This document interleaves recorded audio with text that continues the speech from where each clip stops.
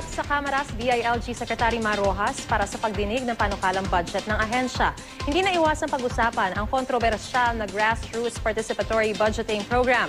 May ulat on the spot si Sherry Ann Torres. She?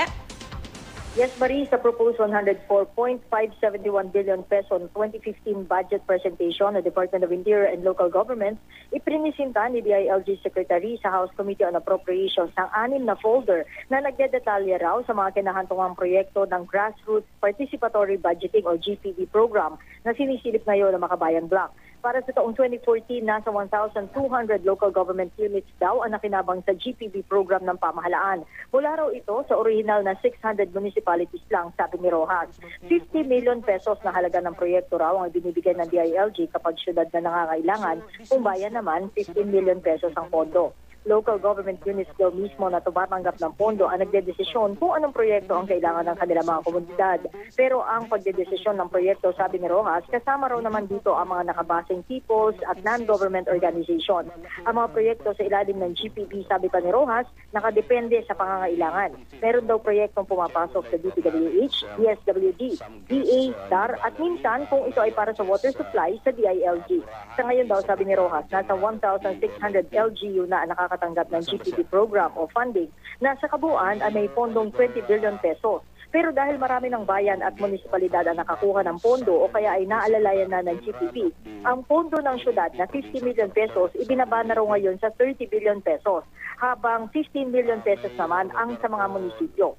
May mga pumasok daw na detalyadong programa sa ilalim ng mga salita sa GPB na various projects dahil hindi pa raw natatanggap ng DILG ang formal request o recommendation ng LGU concerned kung saan gagamitin, sabi ni Rojas. Ang tanong naman ni Gabriela Representative Luz Pininda Ilagan, hindi kaya mamayani lang dito yung mga kapritsong proyekto ng mga lokal na opisyal na agad naman tinyak ni Rojas na hindi mangyayari dahil dumaan daw sa mahabang deliberasyon at konsultasyon ang mga isinusumiting proposed project sa GPB.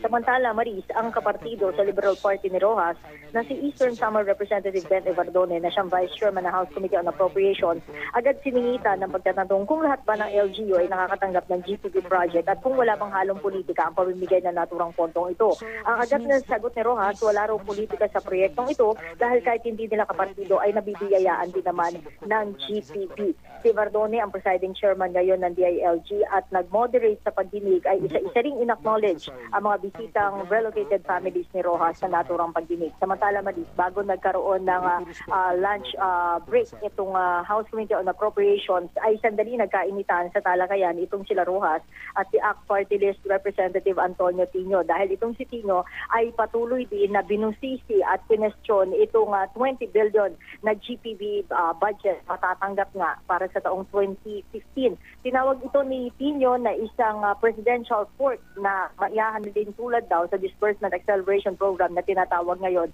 na presidential fork. Agad naman sagot ni Rojas, pinasasalamatan niya ang quote-unquote propaganda na ginagawa ni Tino. Yan muna ang latest mula dito sa Kamara. Balik sa iyo, Marie.